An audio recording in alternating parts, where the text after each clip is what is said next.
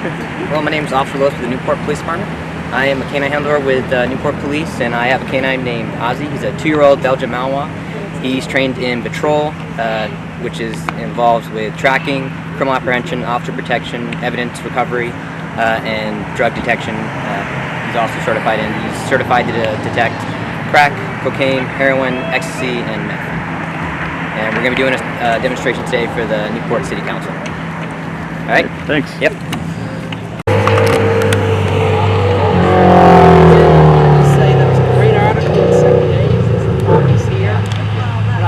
The pose on the dog looking out over the water. Yeah. Yep. It's like, what was on his mind looking out over the water? Yeah. But with that, I'll turn it over. Hello, everybody. As the Mayor said, my name is Officer Lewis, Newport Police Department. Today we're going to do a demonstration for Canine Ozzy. Canine Ozzy is a 2-year-old Belgian Malinois. He was imported from Czechoslovakia. He's certified in patrol and drug detection, and so part of his duty for patrol is tracking, criminal apprehension, officer protection, evidence recovery, and for drug detection he's certified to check meth, cocaine, ecstasy, heroin. Any questions so far? No? Alright, so the first thing we're going to do is we're going to do the agility course. So part of certifying in patrol, you have to kind of show you have control over your dog and do a number of obstacles. And not only is it fun for the dogs to do the obstacles, it also kind of relates to the real world and teaches them that builds their confidence and builds body awareness. So if I'm ever on a track and I have to send him into a small space, like a crawl space or in a tunnel of a covert, he knows he's doing that to make sure he knows he can't go forward. Same thing with the fence. If I get to a fence, someone runs over a fence, I don't want him to be like, I don't know how to get over this. He already knows. He can jump right over the fence and clear it. I don't have to pick him up, put over the fence, so it's just clear. So I'm going to get him out of the car. One of the nice things that we have here at Newport is a dedicated canine car. And the importance of that is it's safe in the back seat for him. He's not going to rip anything up. And if I ever need him, I can just press a button and the door opens for me and I have access to him. He's not allowed out of the car until I call him out. So he's going to hang out in there waiting for me to call him. And sometimes I'll do this if I'm by myself and I'm arresting somebody on the road. I can just pop the door or stay in the car until I need him. Ozzy, come. Ozzy, you.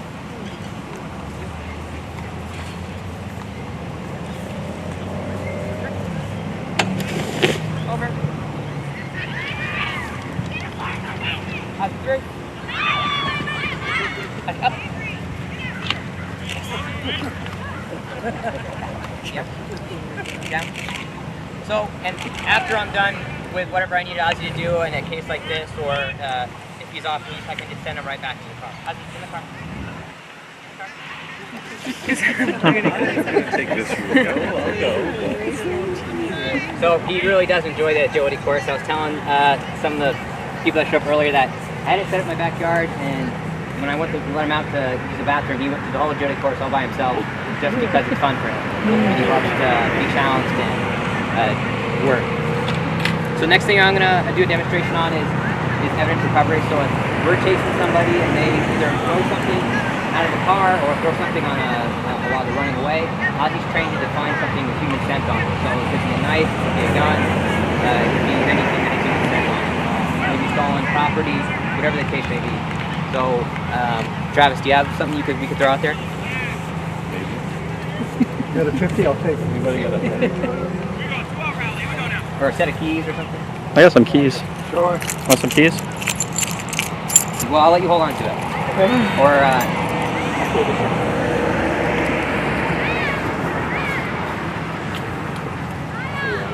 yeah, anyway. Hopefully you'll find it. Ozzy, come. Come. Ozzy, down. Take it out.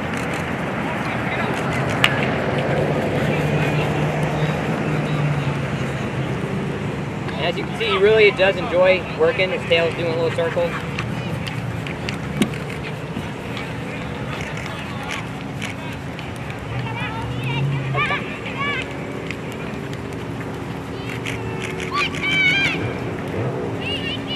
Good. So I taught Ozzy to stare at the source when he finds something. So he's not going to leave that until I release him out of that behavior. So he's going to stay just like this. I'll write on the key. Yes. And then he gets his reward, which is the tug. Yep. Yep. In the car. In the car. And then he'll go right back to the car. Do you want me to do some obedience and then? Yes. All right. So some of the things that we have to do for pass certification is some obedience because it's a control dog, and some of the things we have to do is he has to have verbal commands and then non-verbal commands. So he has to do just hand signals to his level of command. How's it come?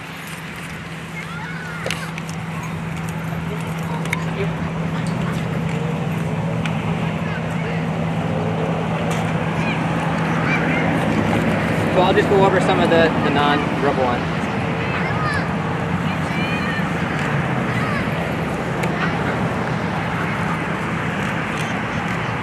And that, so this is heel, this is lay down, and this is sit. How's it in the car? And the nice thing about having a dog like Ozzy with his genetics that loves to work, we could do this for hours. Back in the car, come do some work, back in the car, and he'll do it with a good attitude all to the whole time. And you can see that time I didn't give him his toy, and he still is happy as could be, because he just loves to be challenged. And ready for your part? Yep. Right.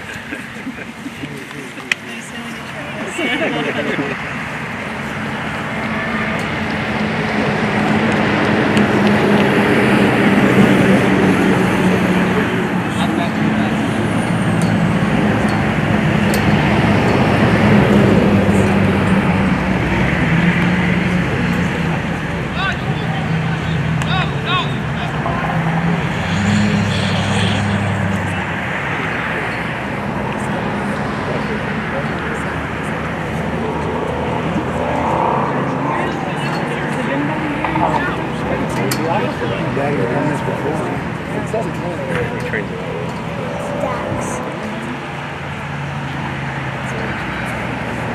So this is probably one of his favorite parts of his job. That is like a giant tug to him, and so he gets excited when he sees it. Before I get him out here, so Canine Ozzy is pretty quiet. He doesn't like to bark a whole lot, and he's really mostly used as a deterrent. I don't want to actually send him on a person because he could get injured. The person's definitely going to get injured. So I taught something Ozzy a little different, where he's, like I said, he's super quiet, and so I taught Ozzy that when I give him the command to guard me, that he'll bark 2 times and only 2 times. Because if I'm yelling commands at him, I don't want a dog barking and barking and not be able to hear me. I want to be able to talk to my radio, and so I tell him to bark twice and only twice. Ozzy, come. Heel. No. A little more pep in his Heel. So I'll show you that command. How's the guard? Good. So just 2 times. That's all I really want. I want him going crazy. Good. And so the nice thing about Ozzy is he's just gonna bite and hold, and I can go up and I can fight the bad guy with Ozzy. He's gonna stay right on here and hold him, and we can fight the bad person together. Good. Ozzy, out. No. Down. No. In the car. Wow. Yeah, so that's also what we call the guard position. So once I tell him to let go, he'll stay down right next to the person in case they either try to get up and go away. I can instantly re-engage with him. So that was part of his muscle memory of training. Down, letting go and just downing right next to the person. And a lot of times I'll have him bark again, but I didn't do that this much. It is a little nerve-wracking for the person wearing him. Any questions? Good job. No questions? Josh, wait. Was he trained at all before you got him? So Ozzy came from Czechoslovakia, and he's what they call a green dog, which means he doesn't have any training. What they do over there is they build drive, and they build prey drive, and a little bit of foundation by work. But all they do is they get him out of the kennel, work him, put him back in the kennel. So when I got Ozzy, he didn't know his name, he wasn't housebroken, he didn't know any commands. He was pretty much just a clean slate. He was a 1-year-old dog when I got him. Just kind of a lot of energy. When I got him, he was jumping on the counters. He was jumping. He just didn't have any He didn't know the rules yet, so. So it was what they did local, or? Yeah, so it really built his drive to want to work. What they do is that all dogs have prey drive, all dogs have this work drive, and what they did was they developed it, and they put them under stress, they put them under pressure, and they teach the dogs that environmental stuff. So they pretty much, what they do is they build the dog to think that it doesn't matter, I can go over bottles, I can go through noisy machinery stuff, and it's not scary. Gunfire, they do gunfire stuff. So really they're doing is they're building a dog with strong environmentals to handle the stress of being a police dog. So I couldn't just get a puppy or a one-year-old dog, not just any. There are special cases where a rescue could even be a police dog with the right temperament and the right drive. Any other questions? How long can he be? How old is he now? He's 2 years old now. So it all depends on his health. He could be, probably won't be this old, but he could be 15. As long as he's healthy enough and he's not injured, he could still be a police dog. But more likely, he'll probably be 8 to 10 years on average. Can you just tell them what your best deployment, like real life deployment? So Canine Ozzy, this year, he's been patrol certified since November, so about under a year. And this year, 2019, he's contributed to about 6 arrests. Not too bad for a dog. He doesn't have to do any paperwork, of course. And a lot of those were, majority of those were tracking deployments, and then some drug detection deployments where he alerted on vehicles for the odor of drugs. And probably our most successful deployment was we had a high-speed pursuit of a stolen SUV with 2 wanted suspects inside. The chase was about 50 minutes long. We reached speeds over 100. We were driving across fields, through lawns. It was just a long pursuit. They ended up driving up a logging road and got ditched the vehicle where a cruiser couldn't go any further. And I deployed Canine Ozzy on the vehicle and we located it in the woods. Canine Ozzy tracked the suspects for 1.2 miles until we apprehended them hiding in the brush, and we flushed them out further off. Yeah, apprehended them. Anything else? Can you tell us how Ozzy chose you? Sergeant Bingham, or Lieutenant Bingham and I, we went down to a vendor that selects these dogs from overseas and brings them over here for police and military work. We tested 3 dogs, and when they brought all the dogs would have been great dogs. They were all excellent. However, when I first saw Ozzy, I didn't see him do anything. I immediately I want that one. That's the one I want. I didn't see him work yet. He ended up testing the best out of all the dogs, so I was very grateful for that. And pretty much the moment that I had the leash, we kind of had a bond fairly quickly. I don't know what the average time is for that, but it seemed like it was pretty immediate. Anything else? No? All right. Yes? Yeah. Yep, absolutely. Yep. Yeah. Technically he's owned by the city, but yep. Anything else? Yeah. Who covers the expense for that? Because I know you and I talked about that before. So his vet bills is budgeted through the Newport City budget. And food is donated through Poland Grange, so we get free food. And that's pretty much mainly the expenses. I buy some toys here and there. And then a lot of the funds that aren't available, we just get from the Montana Association, the nonprofit. They kind of meet where the city or town don't have it's on the budget for certain items. If somebody if an offender, let's suspect is attacking you, Yep. is he trained to automatically help you without you giving him the command, or? No, he's not to do anything until I give him the command. And how far, if you give him the command, how far can he go to for a suspect down? Is he trained to seriously harm a suspect or just protect you? He's not trained to harm anybody. He's trained to hold a person, and he only really has one way of doing that, with his mouth. But he is trained to protect me, absolutely. Anything else? Does he have a rank? No. No? Do you ever apply that to them as they get older and more trained? A lot of military dogs do that. They give the dogs rank. Yeah. Here, we don't really have the structure for it. Okay. Anything else?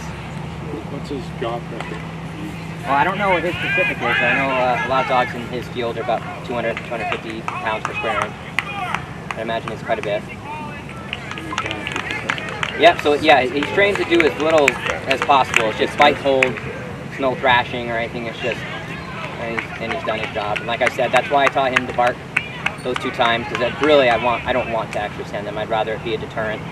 And that's really just kind of, maybe someone thinks they're tough, and then when the dog barks, hopefully they'll change their mind. But ultimately want. Anything else? One last question. Yep.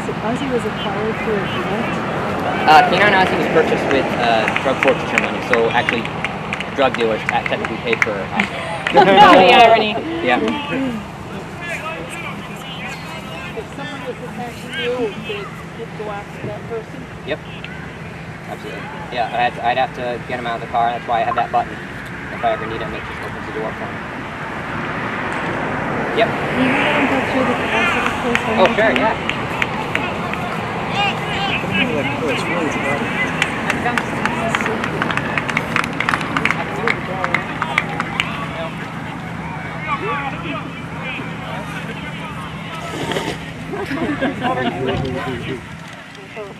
That's true. Up. Good boy. Down. No. He wants that. That's a little bit better than that.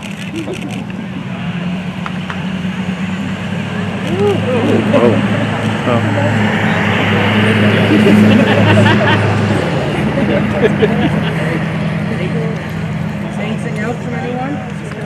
All right, thanks everybody. Thank you. Thank you. Yeah, he's friendly all the time until I tell him not to be, really. So we'll recess back to the council room.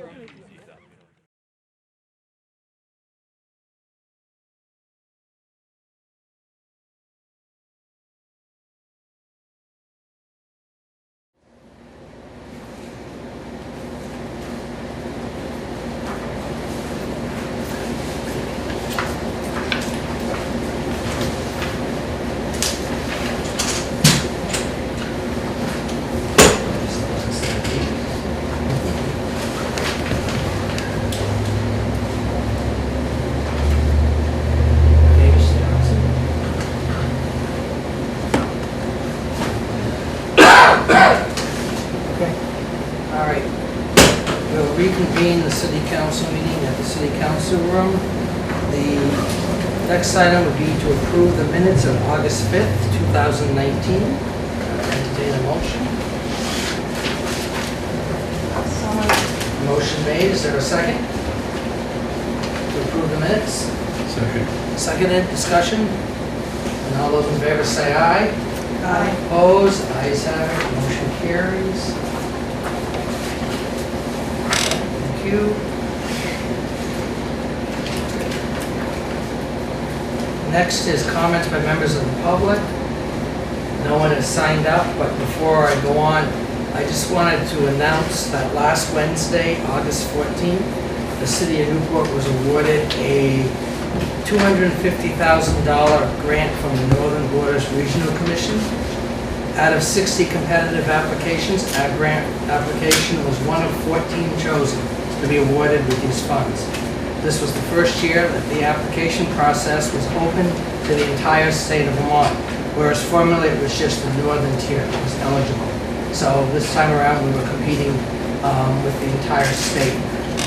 The grants were announced at a ceremony in Springfield where Senator Leahy, Congressman Welch, and Governor Scott were in attendance. Dave Snedeker from NVDA also accepted a $250,000 grant that will be used to advance outdoor recreation in the Northeast Kingdom by identifying the NEK as an outdoor recreational trails destination to attract new businesses, create new jobs, and market local businesses. Our grant, a portion of the NBRC is dedicated to infrastructure, and our grant will be used for infrastructure improvements to the causeway. This includes improved traffic lights, improvements to the intersection of Gardner Park and the Waterfront Mall, which is intended to improve pedestrian safety. This project complements the grants already received for the Gardner Park Playground and splash pad renovations, and soon to be installed Vorak bike path at Prouty Beach. Since with this award, we've received almost $1 million in grant funds over the last year as a result of the investment in that designated downtown, which is maintained by the Downtown Development Corporation and the RCDI grant that allows extra capacity through the efforts of Mike Welch and NCIC. I do want to thank everyone involved, from the city manager, department heads, city employees, NCIC, and NVDA for their hard work in obtaining these grants, along with the many volunteers from the rec committee. I want to acknowledge that the city council has supported each grant opportunity that has come before us. This work is over and above the normal daily operational duties and takes a lot of time and energy. Everyone is working hard to improve the city of Newport, put us on the map as a recreational destination. Our reality is that we have many positive things occurring in Newport, as tonight's agenda will demonstrate. Our work is being recognized by the state and our congressional delegation, as evidenced by the success in these high-quality grant applications. Congressman Welch and Governor Scott continue to congratulate Newport for all the positive energy and beautification. They personally expressed that to me at the grant award ceremony. These projects are all being guided by our award-winning waterfront and downtown master plan. And in turn, we congratulate and thank our partners at NVDA, NCIC, and the Newport Downtown Development Corporation. But without their support, our collective successes would not be possible. So I just want to say to everyone, thank you for the hard work. This puts us, well, basically right around the $1 million mark for grants within the past year, which has really been unheard of in the past for the city. And so this goes a long way towards a lot of our infrastructure improvements that we need to accomplish in the city. And with that, yes? I just wanted to get clear in my mind. Is this going to go also towards aligning the Waterfront Plaza entrance with the Gardner Park Bridge? Yes. Yeah, I was going to say, that was all part of it, yes, that whole intersection, the traffic lights.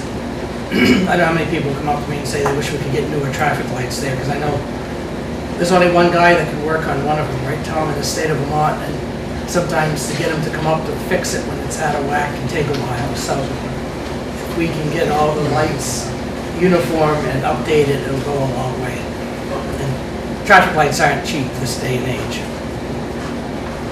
Okay. And with that, we're going to move to Charlie Elliott, who's going to give us a demonstration of the permitting software. Charlie? Okay.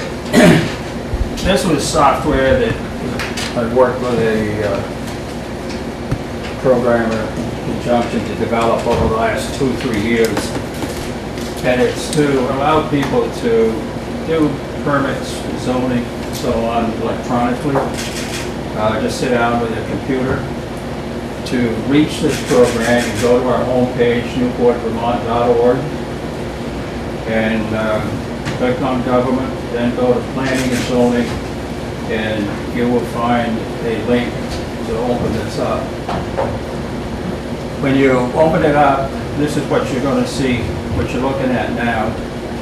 The file here, it just goes on. It's a list of, by design, should include virtually all properties in the city. So the most common way to get started is you have 3 ways you can filter. It can be your address, your name, or if you know it, the lot number, to try to bring up the property. Normally the address works. You click it in here. I'm going to use my own address tonight, which is already in here, which makes it easy. Come on, you apply the filter. Then this is what it comes up with, my name, the street. You still have the message to apply for a permit by searching for a parcel on the record below. Now, I've got just one property. It's possible some people own more than one property, and you can have a list.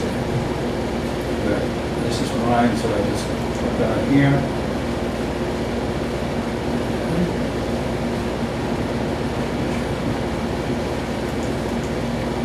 There we go. I've been experimenting, so I've got a list of files to grow. And I'm going to start a new one, come up to here, go new permit. And this is what you come up with. And the sheet you're going to look at here has identical data to the exact same thing in a paper copy, except you plug it in here. But your name, your address, your lot number, other pertinent data is picked up by this program accessing files that are built from the grant list and periodically updated. If it comes up, if you just purchased the property and it has the old owner's name still in there, you can just simply go in and delete that name out, type in your own. As you go down through, you've got the different pieces of information. Your zoning district, in this case, came up automatically. That's urban residential with the UR. You have a place for adjacent property owners. They're supposed to be the people who have bought your property. Completion date, construction cost. Come down through the other data. This is a section here where you would describe your project. It could be as simple as building a new house, 24 by 40, whatever. And as you come down, you get the other zoning data, your building setbacks, dimensions, and so on that describe the building. And as you get down to here, that's it for what you fill out as part of the application process.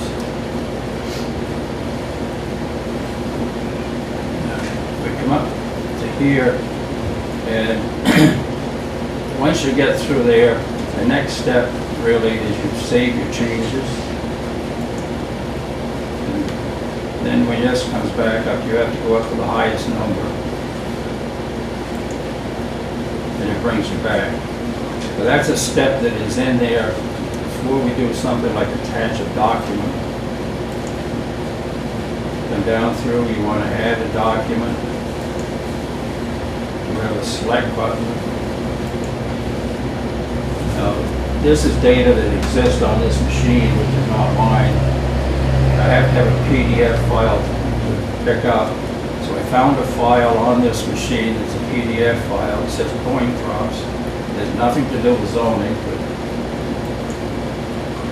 And it comes down here and you click open. And then here, you go back to this here, and this will say insert. It's there.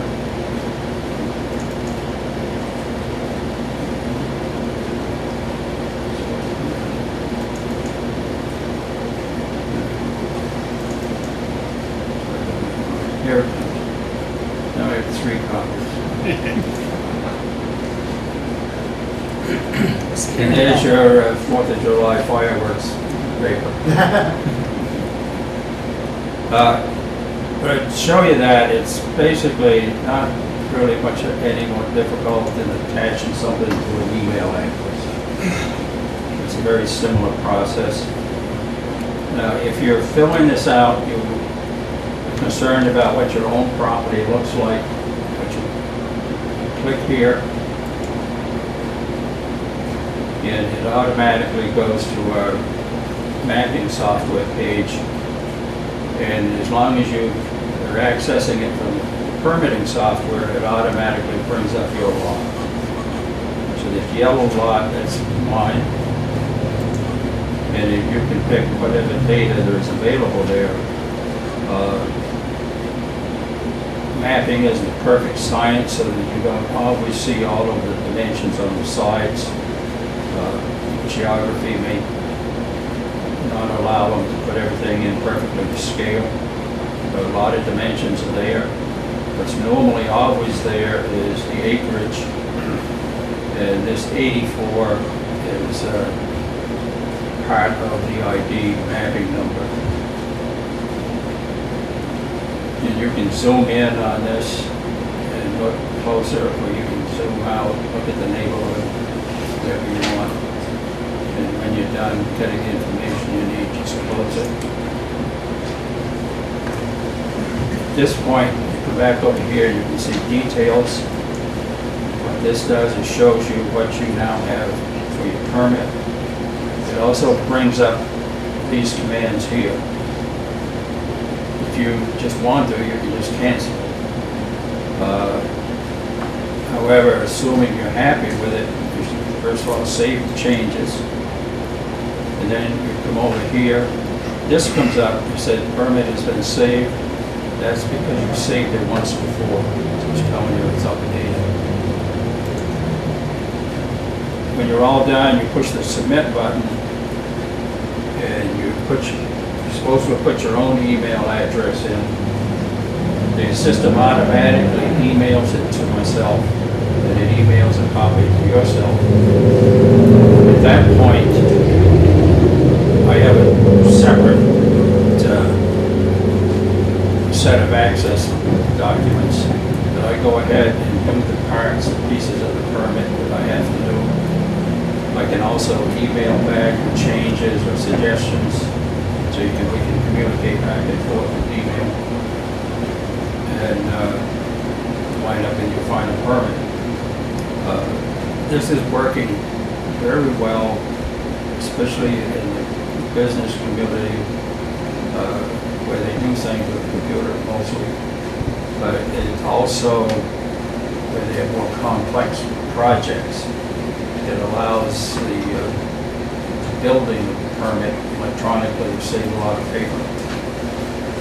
For example, the permit I have on record for the Pomeroy walking path that went in a couple of years ago, the storing all of the data associated with that, the floodplain, the whole bit is a 24-page document.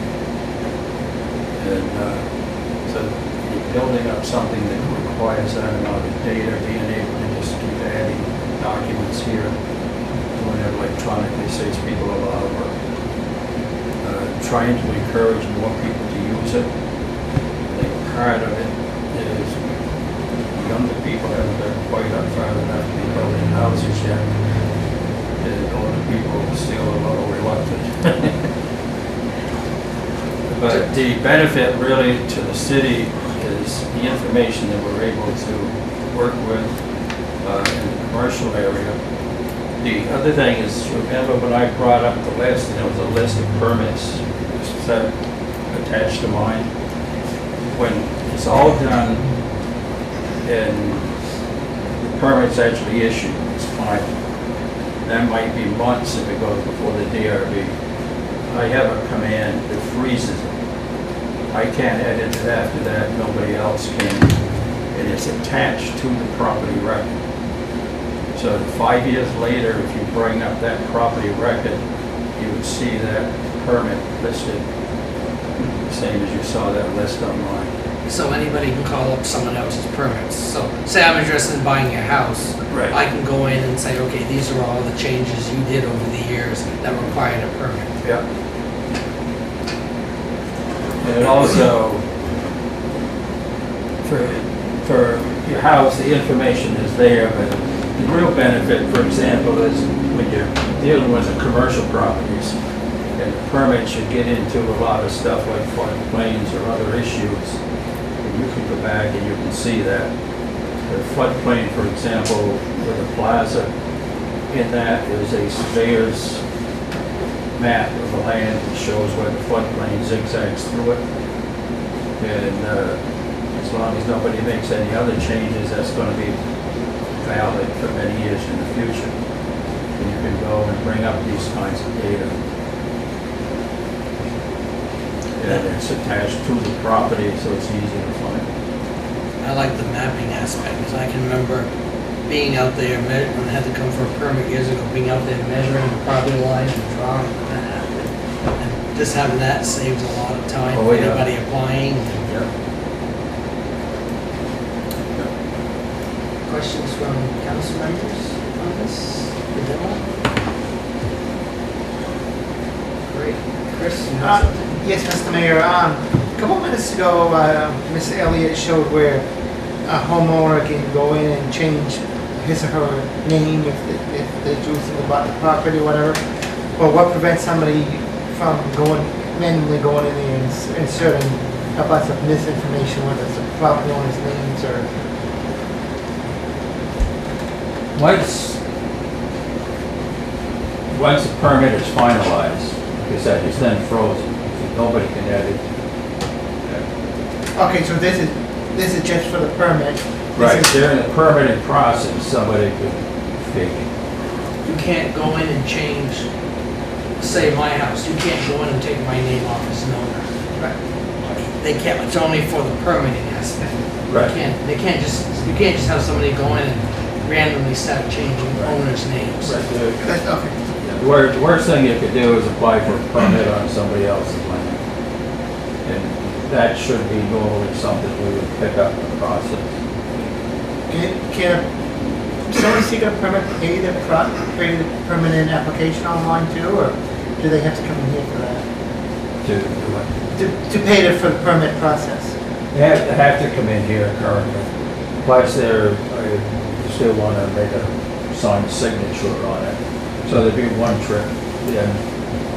So they can't do it electronically? Yeah. But, that limits it down. They make one trip in, pay it, and they're gone. Now, is this different than the assessor's office? Because you can go in there, look up it's public record. And some cities, Vermont has it, Newport does, that you can put in there and 200 Main Street, this is the assessed value, this is the tax value, but this is something different. This is different. Yeah. What you're talking about is the vision software. That's on the assessor's page. This is on the zoning page.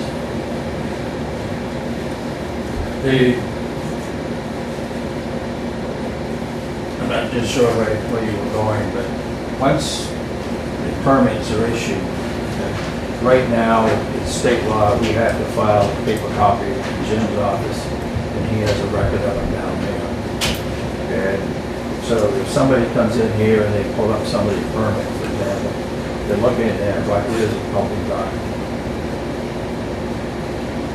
They can look at it. They can look at it, they couldn't, once I issue it and freeze it, they can't change it. And the name on it would not change with a new owner. So if it was done by the prior owner, that permit would still be in there. How long has this been available? For basically about a year or a little bit more, year and a half. And then letting people, talking to people, letting people try it as much as I could. That I found that the business community is quick to look at it. I had a couple of young people do a household permit with it very successfully. I'm saying, so is it used frequently? How much is it used? Is it used right now? It's not, it doesn't get a high usage right now. He's getting the word out, is what he's doing. He's in the process of getting the word out. It's getting the word out. The usage, the best part of the usage is on the bigger permits where the biggest value is. And for a residential homeowner who's putting on an addition to his deck, for example, if they're computer savvy, it might be a little more convenient for them to do it at home versus just writing a name on a piece of paper on the site. Okay? Very good. Thank you for that aspect. And we're gonna move on to the next. Yep, the next one is a 911 update, street renaming. I gotta go back to the next system.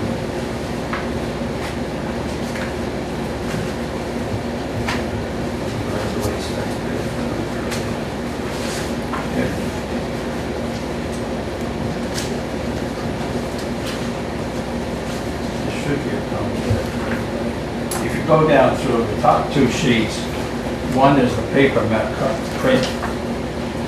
permit we now have, and the other one is what the electronic one looks like. And then you go to the second two pages.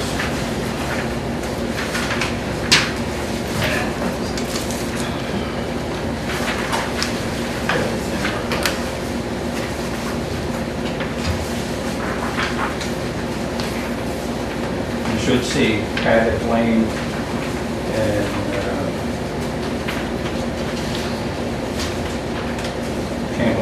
way, some information there. I'm just going to cancel out of this.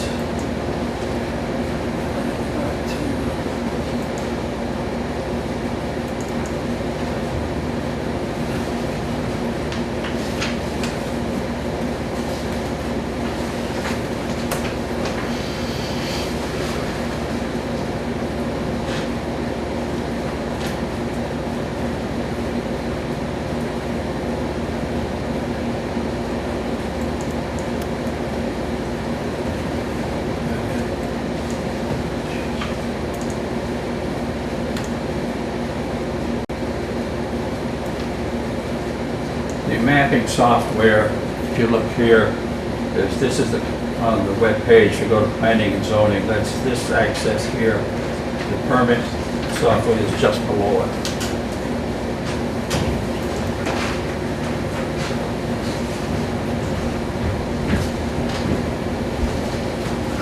What I'll do is I'll put up on the map. The first one is Paddock Lane. I can show you there what the issue is.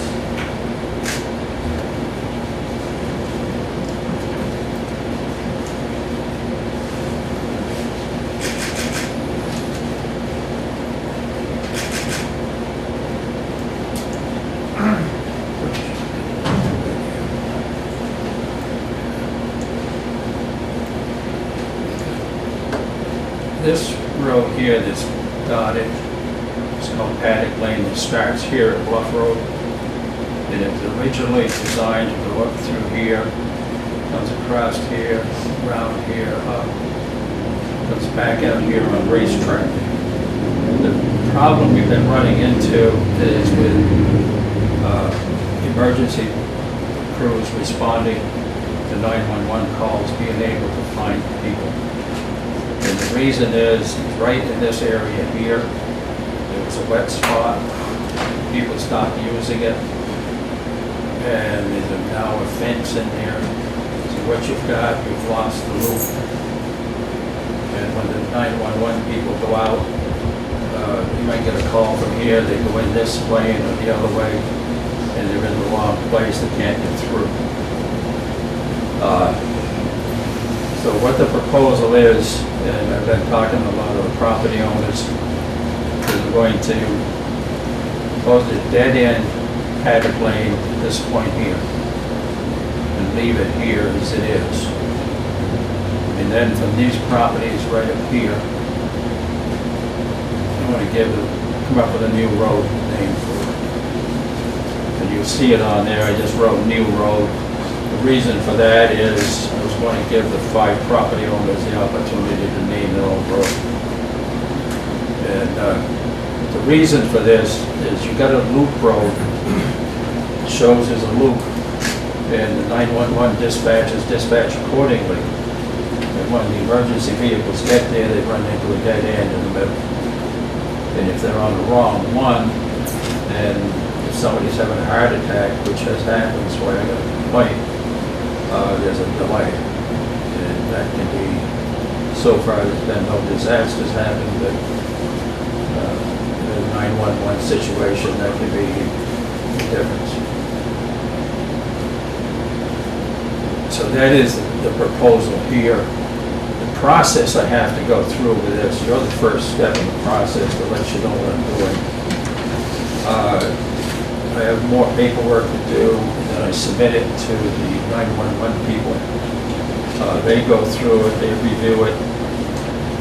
If they're happy with it, we have to go to the post office and work with the post office because it changes all the mailing addresses. And make sure they understand what it is and are happy with it.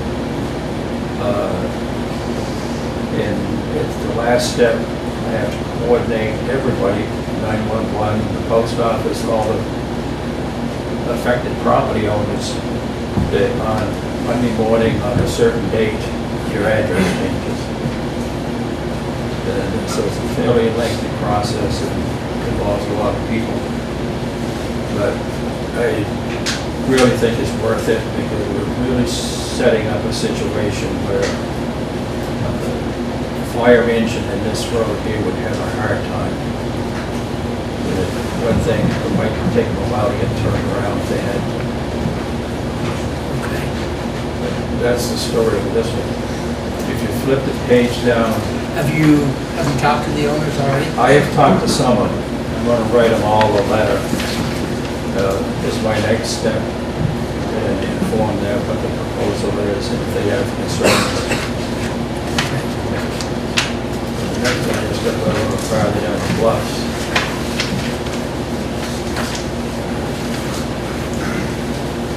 This one is Camp Elizabeth Way. And you got the same situation. Camp Elizabeth Way begins here. It's a loop, goes around here, and back out here. Now, some years ago, there was some changes made right in this area. There's a road on here that says Knowlton Road. I have no idea where it came from. I've never been able to find a record of it. Nobody refers to it as that, but it's written on the map. It's what? Sorry? It's Knowlton Road. That's going to get changed. Researching it, nobody followed standard procedure to put that name in there. But they reflected the fact that the road was going to be dead-ended in this location. What has happened over time, the neighbors complained, the property owner here that wanted this, built a road like this on this side, which doesn't show. People have been using it. But what also has happened, we had another 911 incident involving an ambulance. This in the wintertime. In the wintertime, because from here to, I think it is here, it's seasonal, the road's not open, and you've got another dead end in the middle situation. And that's worsened by the map showing the road over here and the roads behind it. So I'm working with this property owner who owns 4 properties. This property's been torn down, this one. And the proposal, and he's all for it. This is Hayes Road here. It starts from Camp Elizabeth Way. It goes down here to just a few properties. But my proposal is just make Hayes Road come all the way back to here. It's a road everybody knows, and then we'll move the Camp Elizabeth sign down here, and just one way in, one way out. And then this will all become Hayes Road. I've got to renumber these 4 properties. That's easy because one guy owns them all. And he is happy to have his address off Hayes Road, and the access to his different buildings will be by private drive. So the numbers that you see there may look a little funny when you look at the buildings down here. As you go from driveway to driveway, and he will have one driveway from here, will come down to these 2. There'll be another driveway here that comes in here. This one is his house, this one's a garage. So it's one driveway that serves both. And the other one, it's basically a summer seasonal issue. He will have a separate driveway down these. The road then on this side will be just a Hayes Road in the winter. In this end, once they get to the seasonal where it's not plowed, there's nobody there. And the year-round residents here will not have the problems they now have with emergency vehicles. And it's a bit ironic, but we have a lot of seniors on the bluffs, and both of these have had an issue with an ambulance trying to reach a person that needed to be rushed off. So this is what we're proposing to do here with these 2 highways to try to fix the one problem, eliminate confusion, and make it safer for the people that live there. Questions from any councilors? So once again, this is brand new information being presented to us. the information that you've given us in writing was not in our packet. The neighbors haven't all been notified. I would personally like to see the neighbors having the information first. We table this and come back at our next meeting to vote on it when people have had opportunity to think about it and comment. That, I don't have any problem with that, okay? But the reason so far I've come here is I had to talk to some neighbors, but my process for this is I don't have the authority to go only so far changing the road name. That and the regulations is the prerogative of this council. So my reason for coming here early in the game is so that you know what's going on, that I will go talk to homeowners. If you then get information from homeowners, it's on to at least know what's taking place. Now, if the homeowners come in, there's a lot of objections or something, then there might be some modifications. As long as we can do it and not create more problems. Certainly, and my issue isn't with you and your process, it's our process of Yeah. having enough notice before we're asked to vote on things. We weren't asked to vote on it. So that's what was the agenda. Well, I beg to differ.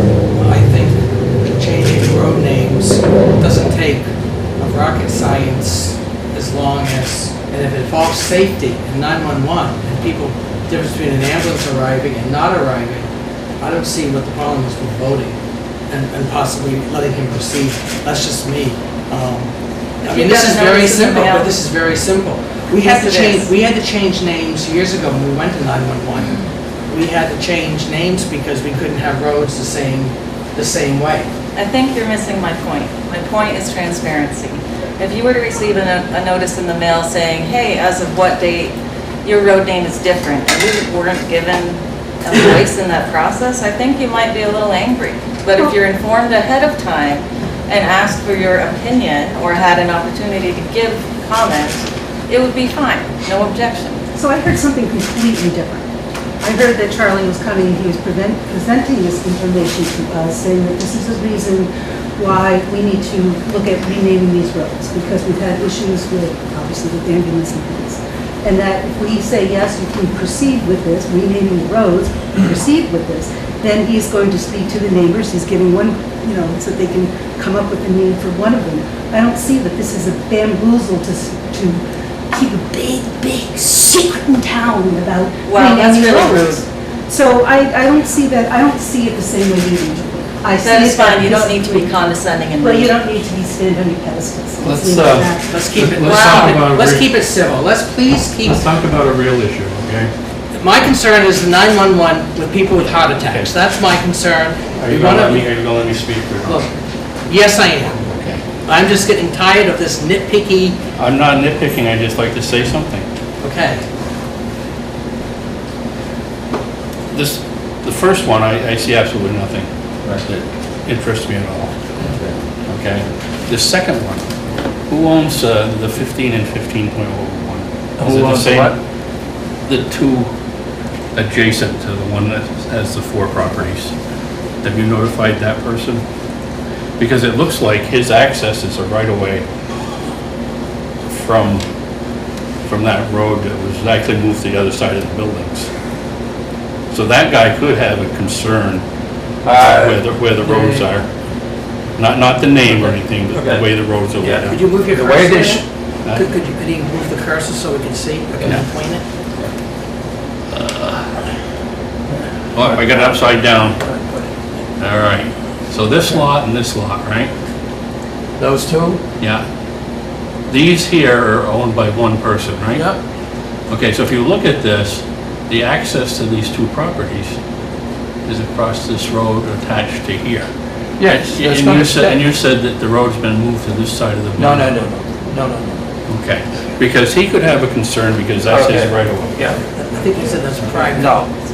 I understand what you're saying. Okay, I appreciate it. What's reality out in the field and the maps don't always line up right. Okay, This junction is actually like here. back a ways. Okay. Okay. So that this and from here through will be all one road. But what I'm saying is. The road that got changed here was because of neighbor complaints, and somebody just went ahead and did it. But the guy that owns 15 and 1501 Yeah. has a right of way across that gentleman's property to get to his properties. So he should be notified that some things are changing. Yeah, we have, no, everybody through here will get notified, because they're dead-ending the road. I mean, everybody is using it as a loop, and we're gonna eliminate that, so everybody's gonna have to be notified. It's only used as a loop in the summer. Yeah, I understand. No, I was just trying to clarify. It's only used as a loop in the summer. But there would be the issue with the right of way to that. Yeah. Now, everybody will have access to their property. And so on. The fact of the matter is, the 911 issue occurred on this side over here. And they're the ones who brought the issue up initially. This guy has heard about it, he's all for it. He would like to have more privacy on his, because everybody else now is driving through his backyard. He says he's got a better road than they do, so they use his. Well, they probably all have a right of way through his property. Well, I don't know. I've asked the question. I think that guy put a road in the back of the property on his own. Yeah. He put the road in. Yeah. Those were all designed, weren't they originally as basically spaghetti lots? They're all accustomed for the last couple of years or so going around the backside. But to be clear, that everyone on the whole loop has got to be notified and got to become part of the discussion. That's why I said there's a long ways and a lot of So for things me, that I have see. to happen before.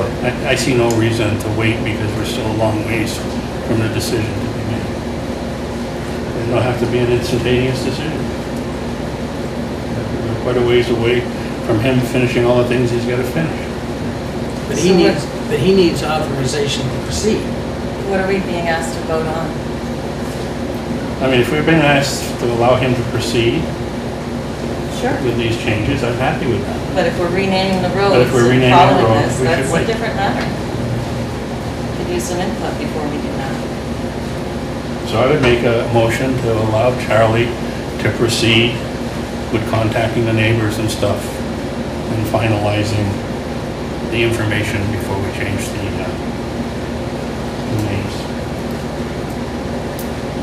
So motion's made, is there a second? I'll second. Second, discussion? I would like to be clear of what the process will be from this point on if that motion passes. My understanding of the process is that we're giving Charlie the go-ahead to contact the owners Yeah. to discuss the renaming of the roads Yep. and to make it, put your curve, well, whatever. Yeah. It'll be a one-way, that'll be one way. Yeah, They both will be one way, basically. yeah. Basically, this, It won't be a loop anymore. right, it won't be a loop anymore. The problem with doing away with the loop is that this is closed in the wintertime. And that's where the problem comes in with emergency vehicles and so on. So basically, you're gonna contact the owners Right. to discuss the changes. Right. Then you will come back to us. Hopefully, this is the way it'll work.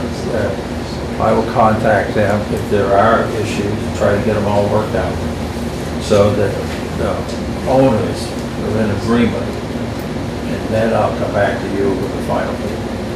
And also, I would think that I would also seek out 911's approval and my failure of that plan ahead of time too. So when I come back to you, I know the property owners situation, and the 911 is happy. Because they're the end of the line, 911 has to be, they're the ultimate say. Yeah, everything I do gets reviewed by them before it becomes final. Okay, anything else? Mr. Mayor, may I ask a question, please? I'm wondering how long do you expect the process to take before the emergency vehicles have access properly to those roads?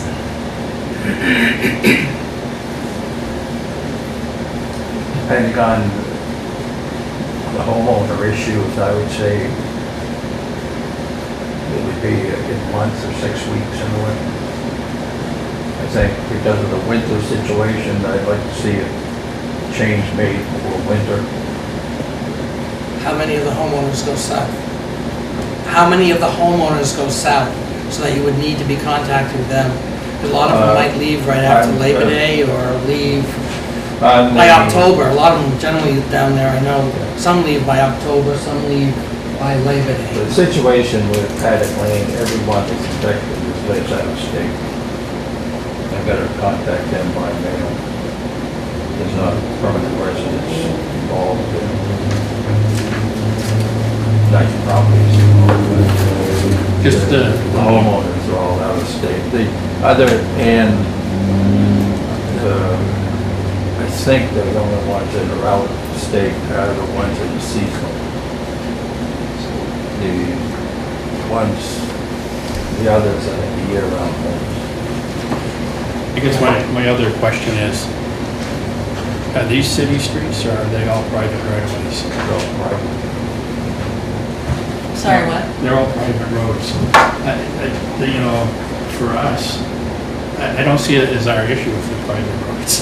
It is because we control the 911. The 911, yeah. It's because of the 911, because years ago when 911 was implemented, we had a lot of private roads that, I have the 911 everything. Yeah, no, we are the ultimate say with the not the ultimate say, but 911 is the ultimate say, but we're the ones in charge of every street name in the city, as far as what gets presented to 911. They say, the homeowner, all impetus to what I'm doing here is the 911 issues. Anything else? And I assume you're including the Paddock Lane in your vote proposal.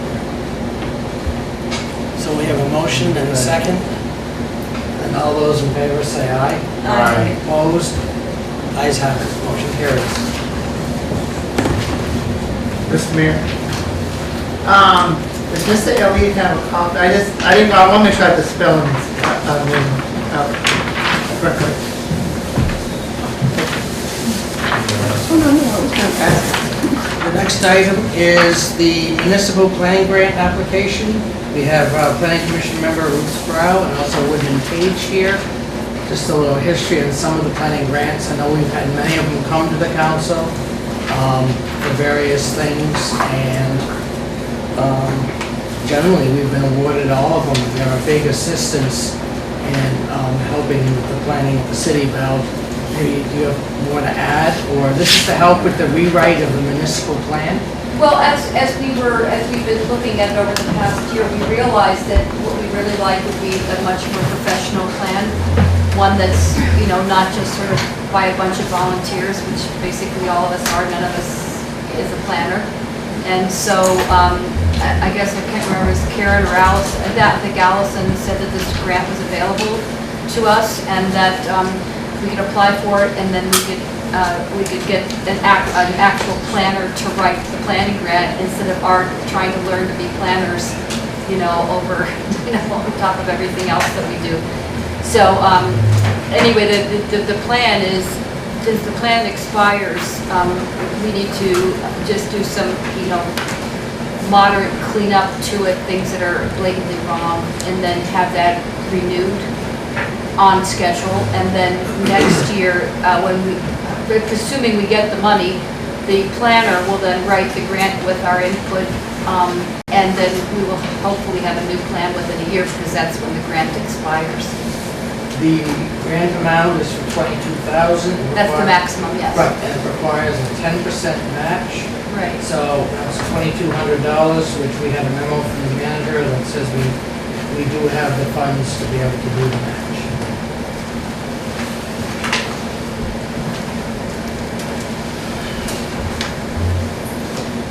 Any questions on the application for the planning grant? Is that available for everyone to see the planning grant? It is, isn't it? I mean, the application for the planning grant, it's available for everyone to see? It hasn't been written yet. Okay. Once you approve the resolution that's in your packet, then the planning commission has to approve it tomorrow night. And once we go ahead, then Allison Lowe and Karen Gary from NEK-TV will assist the city in writing the grant. I think it's due October 1st with a reveal of the award in December. So once it's written, happy to share it. And so when it gets written, it's be written during the planning commission meetings, so there'll be public input and things like that? It's not the plan, it's just to get money to write the plan. That's the point of the grant. So basically, it's to get money which is available to hire a consultant. So basically, the process is, they write the grant, hopefully they get the money, then we send it out for bid, we hire a consultant. Then that consultant is actually the one that writes the plan instead of our going online and looking at the planning manual and trying to figure out how we're supposed to write the plan. Like having a professional help. Having a professional do it. There's some very good plans that we've seen. A lot of them have been done by professionals, and we would like for Newports to actually be good like that, and actually to have a vision in it. So that was the main reason, rather than just sort of kind of going, okay, we'll just push this off. You know, let's just, you know, we'll do what we have to do, basically keep the plan active by approving it, but then really do something that's meaningful over the next year with professional help. Sounds good? And the renewal of the plan, instead of 5 years, it's 8 years. 8 years. Which is another reason why we didn't want to just kind of sort of rubber stamp, you know, what was there, kind of go through with a pencil and kind of cross some things off and check the spelling and stuff, stupid stuff like that. I mean, to do something that was actually gonna be visionary and guide the city in a meaningful way. That was the idea behind it. Thank you. Okay, so we would need a motion to approve the application for the planning grant. So moved. Motion made, is there a second? Second. Second, discussion on that? Then all those in favor say aye. Aye. Opposed, ayes have it, motion carries. So we sign this page, and then tomorrow night, the chair of the planning commission, when they vote on it, Yes. will sign up here. Yeah, if you don't mind signing it tonight, I'll take it Yeah. and make sure it goes to the planning commission meeting tomorrow night. Remember my favorite word, pictures, diagrams. Well, that was also part of it. Yes, I mean, there's some really great plans I think out I looked there. at, I don't know if it was Essex, not Essex, there's a But couple I of think Essex, I think, got an award, I think, for this because it was so nice and had lots of pictures and, you know, it just, none of us is a planner. I mean, we're not professionals, and so we just can't give it that kind of oomph that a consultant really could add, we believe, anyway. pictures out of 1,000 words. Yes, exactly.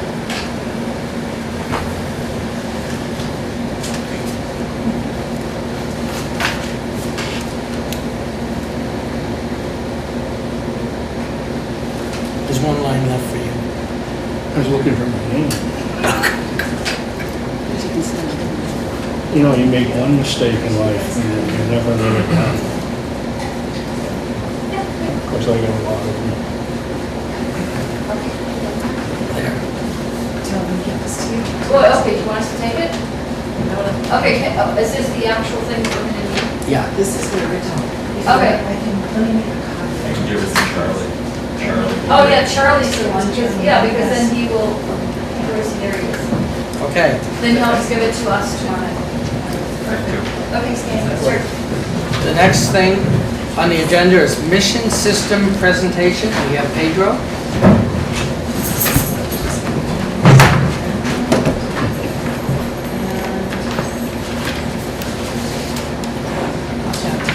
Be careful, because he's online. Don't mention it. Thank you.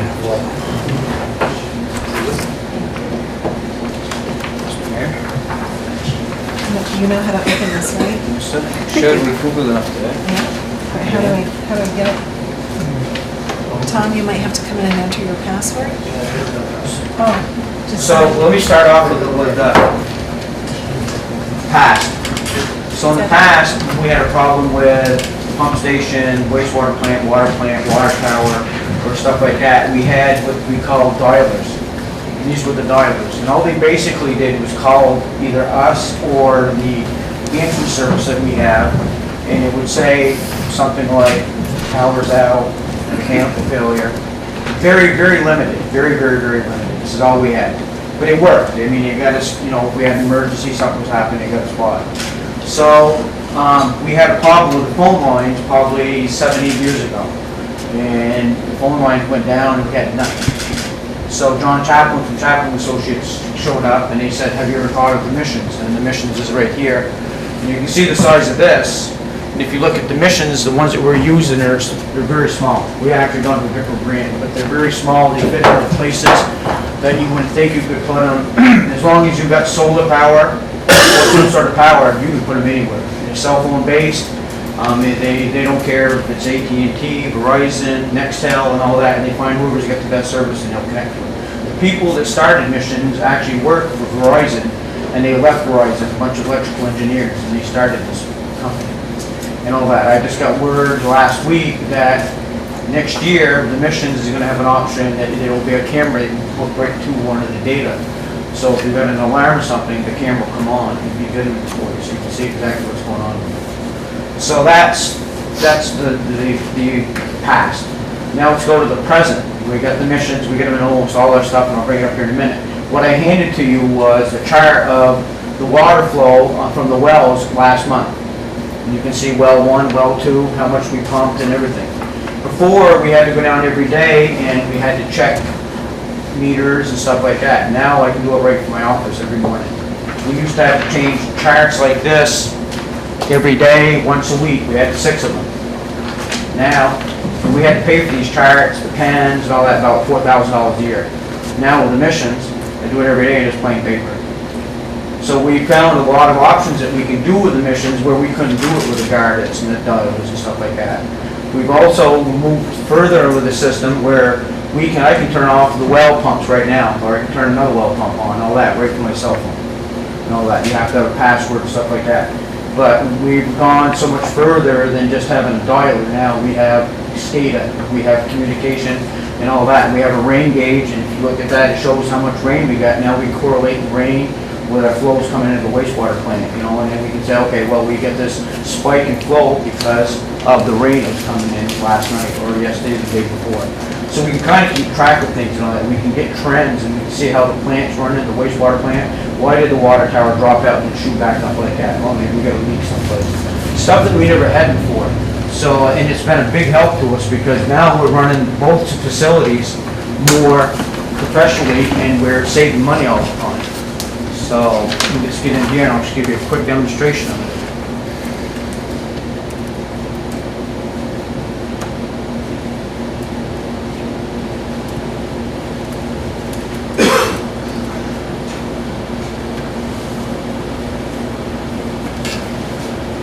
So right now what you're seeing is all the green pictures on the map are all our facilities. So a lot of times what I'll do is in the morning, first thing I'll do is I'll click onto this one. I don't know if you can see it very well and all that, but that's the booster pump station down on Cobham Street. So right now I can tell you that nothing's running, but usually that's where our chlorine, we have to have chlorine disinfection and we have to have it after contact time. So that's where we see it. So now, instead of having to check it with a device, we have a device down here that reads the chlorine for us 24/7. So with the 4-log disinfection that we have to do by the state and the EPA, now we're meeting that 4-log disinfection because we're monitoring all the time and making sure we're staying when the water and the pumps run at about 0.035 milligrams per liter. Excuse me, 0.35 milligrams per liter.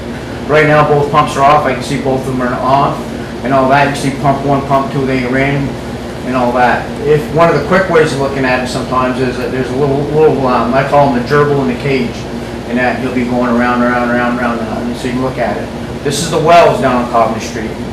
Now we got it all set up that we can see well 1 or well 2 if they're running and how many gallons per minute they're pumping. This morning well 2 was running, it was running 893 gallons per minute. If you look down through, it shows all the other stuff, all the booster pumps and stuff like that too, if they were running. Right now, everything's on a cycle, they're running more in the morning and shutting off at night. So the next thing that we always look at and see is the water tower. You can see the water tower, she's at 34.3 feet. She shuts off at 35 and comes on at 32, so she's satisfied. And over here is the reservoir. You can see as far as the reservoir, she's at 9.62 feet, 10 feet is full, so, and all that. So that won't come back on to about 8.5 feet. And then some of the nicer things too is like the booster pump, some of the Farrant Street pump station right here. You can see some of the small pump stations, tank level is 2.78 feet, 3 feet is full, and it shuts off at 2 feet. So we have a shorter cycle on that little small station. We got one station over here at the Bluff Road. That's a very high use pump station. It runs a lot, and if you look at the graph, that thing is overwhelmed because the hospital, the nursing home, and a lot of the houses, stuff like that. So that's one of our highest use and all that. And prison's another one, but we don't have emissions at the prison yet at this point in time yet. Chamberlain Birch pump station, that's a pretty good pump station too. It's getting all the stuff from the prison. So as you can see, this is the little blocks or the little squares are a quick way of looking at things and what's going on, and we look at this every day. Now if we wanted to start going into what else emission does, we can go to the flows and all that. So you click onto here, and right there it showed that's the wastewater plant.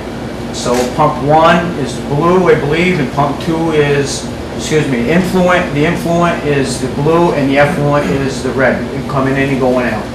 So you can kind of look and see what's going on, and if you drag it across and put it on, you can see the total flows, everything like that. All I have to do is look at it. The other thing that's very nice is you can click down onto, if I didn't want to look at all that, I can look at yesterday's flow, and I can see the wastewater treatment plant effluent, which means going out, was 392,000 gallons for the whole day, and the influent is 580,000 gallons. You're going to say, wait a minute, how come you had X amount coming in, but X amount going out? Well, some of the stuff makes a circle before it heads back out, so it adds on to it. If you also go back over to here, and I click onto this one, to the flows again, and I bring down the drop down, we can go to the water plant, and touch your line. This is the report that I give you, and all that shows how the wells have been running. So if you look there again, you can see the cycles the wells run, and all that. Well 1 is red, well 2 is blue. You can see the time that they run. They've been running around 6 a.m. in the morning. Number 2 ran from 6 a.m. to 3 p.m. That's how long it takes some days to fill. You alternate them? They alternate themselves. They alternate something. Yeah. Help save on that. Everything we have, they alternate. One tank doesn't run all the time. One will run today, when it shuts off, and then whenever it comes back on, the next one will run. We have redundancy and everything. The nice part about the new system that we just added not too long ago is we went to tank to well controls because we were having problems with some older stuff that was obsolete. So what we ended up doing is what we did was tank the well controls and all that. So by just going by this now, we have no switches that turns the well off and on. We have to do it all now right here. And as you can see right here, you got hand, off, and auto. What's nice about this is I can be looking at home and say, I get an alarm and I look at it and say, well, how come well 1's running, but I don't see any gallons per minute? So I said, well, I don't want to burn the pump up. I can automatically go and shut it off, give it a little minute to direct ramp down, go back in and hit number 2. Number 2 comes up online, then I go back into the SCADA system, look and say, oh, good, she's there, she's 800 gallons per minute. So now I believe the problem, the water's still flowing, but why did number 1? And that's something we can either do tonight, or we just wait till tomorrow morning and take care of the problem, lead it to emergency and all that. So this is very nice because before you'd have to go down there and try to figure out what's going on. A lot of times it's just power most of the time the biggest problem. Chlorine, we can see everything chlorine from here, and we get a map. We put in a rain gauge. The rain gauge is very helpful because we're trying to track CSOs and stuff like that, and we're working with that to see how much water we have coming into the wastewater plant. So when it rains, we can see how much it jumps up, and we're supposed to be anything over a ½ inch of rain in a day, we're supposed to report it to the state. So now the rain gauge is giving me an alarm saying this is how much. I make up a report. We take care of it that way. The other nice part about this emissions is is the beta, and we're gonna eventually get a monitor maybe the size of this, and I'm gonna have everything in real time so we can look at it all day long. So if you come into the RTU data,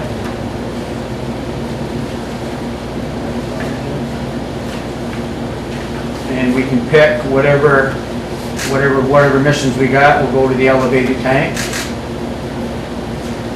And we'll go to this graph real quick. And we'll go at yesterday, we'll see what yesterday was a low flow day for water. So we'll put it in there, and as you can see how it fills and how it drops, how it fills and how it drops.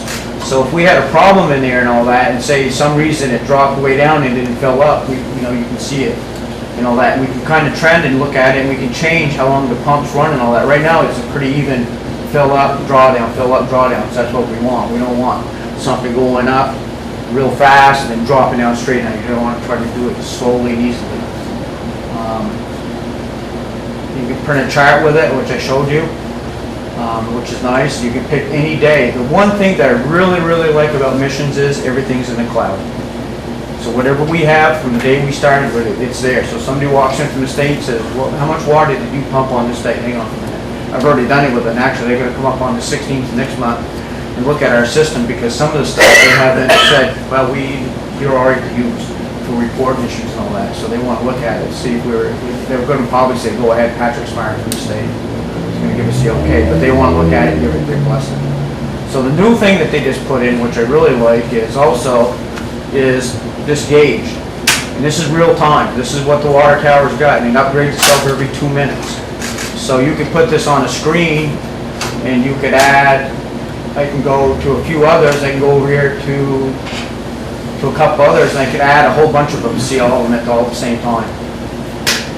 So what you'd end up seeing is what the wastewater plant's doing, the water plant, stuff like that. Now, if there's a problem with one of them, the nice part about it too is, go back here to this one, not only will it go in the yellow, it'll show me and all that, but it'll start flashing red at us and all that.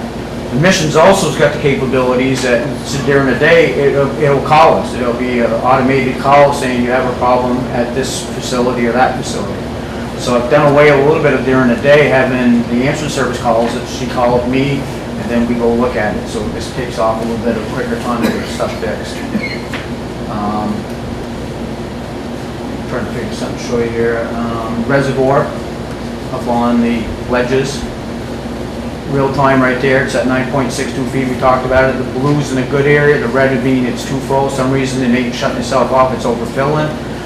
The bronze color is getting dangerous, and then the yellow is dangerous and all that. We have a set point where it'll give us an alarm and call us, and that if it's at night, it goes to the answering service in Montpelier, and then it calls whoever the on-call operator is.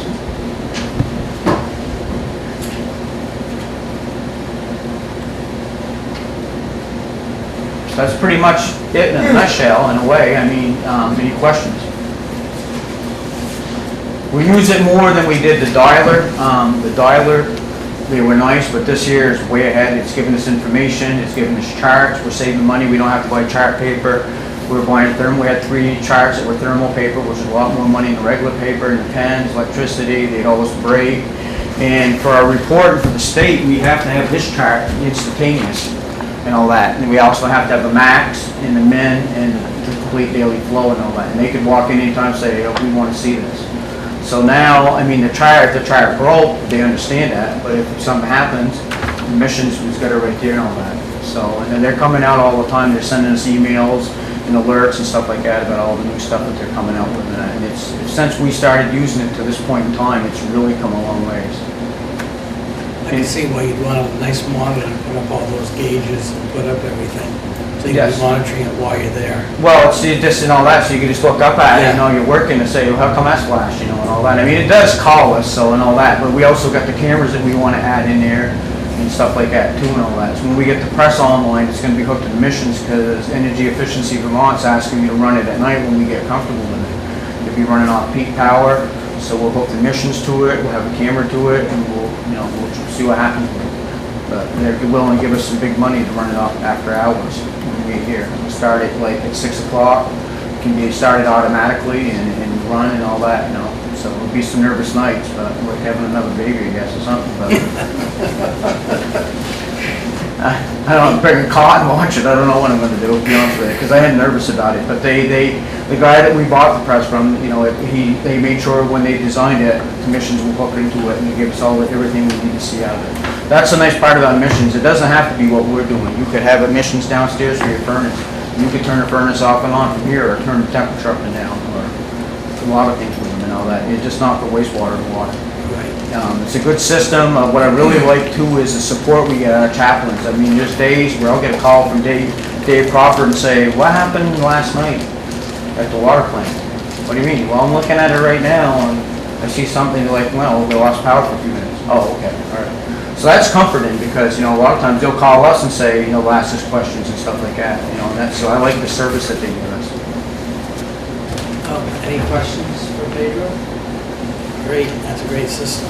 I love it. Certainly helps your job run much more smoothly. It does. It's helped the wastewater plant and the water plant be more efficient, and we've tailored things to make it run even nicer and longer and all that, so. And I think that's the way the world's gonna be eventually too, so. Okay, great, thank you. Yes, ma'am.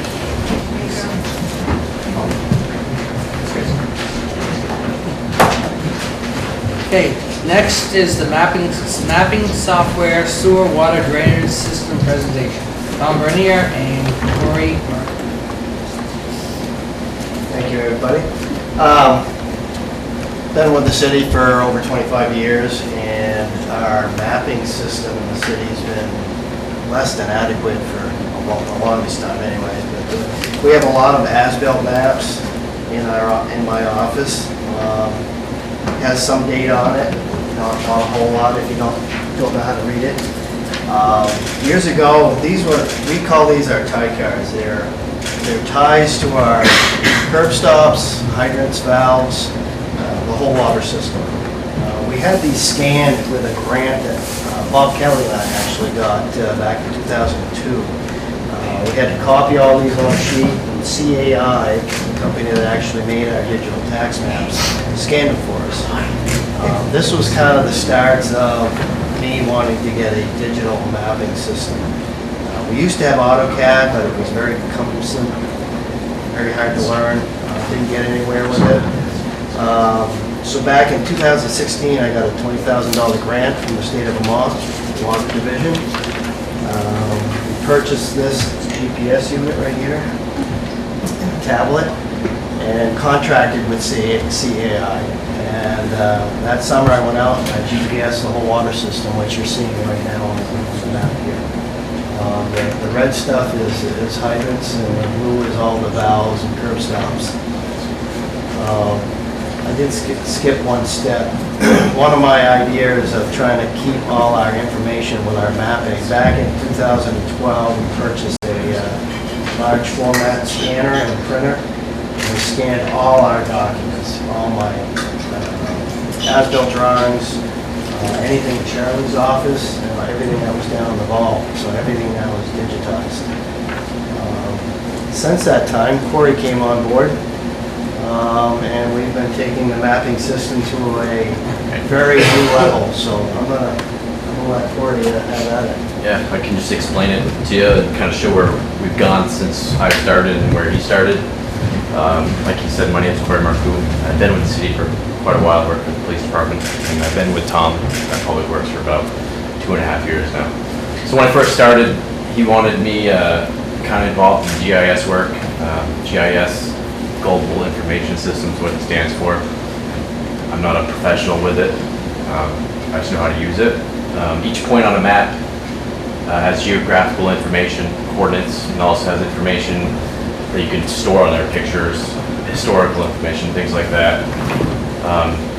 Like he showed you, we had those old tie cards. Those are all scanned on here, so we have access to those from this program.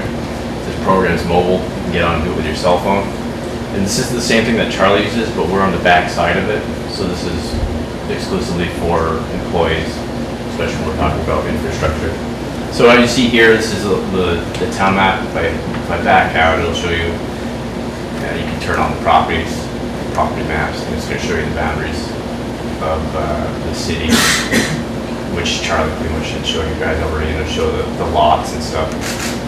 But the big part we're working on is all this infrastructure, water mains, all your hydrants, gate valves, curb stops. So if you're looking at the map, this is our parking lot here at the Municipal building. You have, excuse me with this, it's on the mouse, so it's kind of hard, but. So these icons that are white and blue are called gate valves. And those are the bigger valves that are on bigger water mains. Shut them off, turn them on. The smaller ones, which are the blue, the solid blue circles, are curb stops, and that's how you shut off domestic water lines, particularly residents, things like that. This will show you the size of the pipe, different colors. Look at that. Different colors of pipes represent different size water mains. So we can look at, if we pull this up, the blue one here would be an 8-inch water main. And these would be the valves associated to it. Now the big thing here is retention of information. A lot of stuff can be on paper, you lose paper, it gets destroyed. Everything's cloud-based. Once it gets scanned in, it's cloud-based. And you have the realm of older employees leaving, newer employees coming in, and it's getting the knowledge from the older employees that laid these water lines to know where they are. A lot of times we'll have to, we ask an older guy that's been working there, he'll know, but that doesn't always get passed along. So if we can get out there and get them, it's good to have that information on here. So if you were a new employee, say you had a water leak somewhere, and we knew it was in, say, the library, you're not sure how to shut the water off to determine whether it's on the city side or the resident side. If you come on here, you can see here that the curb stop's located on the property right here. So you'd be able to go out with a metal detector and find it and shut the water off. And that could potentially save you a lot of time going back to the garage to get a tie card to find it. So in the meantime, that water's running. It could be flooding a basement, it could be flooding the road. So the quicker you can shut that water off, save the water and save damages to property is big, and that's one of the bigger parts of this here. I'll kind of break down how GIS works a little bit for us. It's broken down into layers. The only layer I have on right now is our water systems map, which is all our water infrastructure. We just recently, and that's all the stuff that Tom went out and GPS. I've worked on the drainage part, so storm drains, catch basins. I'll pull that one up. So these are all our catch basins just in the Main Street area. And the different colors represent the times we've done maintenance to them. So the pink ones have been maintained this year, which is, I'm a factor operator too, and we'll take the tablet out with us. I'll go out, I'll go find the basin that I'm going to clean. The Vector's pretty much a big vacuum truck, suck the dirt out of them, clean them, and inspect them. So I'd go out and I'd mark them as we go. And if they're in bad condition, I can put the condition on here, and Tom can pull up a search and it'll show him all the ones that are in critical condition that need to be replaced. So, and it's just an easier way for him to know what's going on out there, and an easier way for us to tell what's being maintained and when what to do next. There's a bunch of us that run the Vector, so it'd be hard to tell, well, he cleaned this one a month ago, so it's better off to move to one that we haven't cleaned in a year, 2 years, whatever. I'll just use this as a demonstration. This basin here we just recently repaired. So I went on the back truck, saw that it was damaged, and I reported back that it had damage to it, and then there's a section that you can fill out for repairs. It says the date it was repaired, and who is on the job, and you can also put pictures with it. So you can pull them up right here. It shows that this basin was replaced, this whole top was replaced to it. And the big thing is just documenting that information so you have it in the future. And having all this information all shows you where the water goes, where it collects, and eventually makes its way to the water. If you come from Magog, you know that this whole water system, comes all the way down through here. There's a swale back here, but it's just stuff that you wouldn't know. And this just helps you kind of put it all together. And it's really important for when we do new construction, so we can document it thoroughly. So if you ever have to go back to it, it's documented very well. And we talked about tie cards. You can access these right from this system as well. So you can turn on the property maps.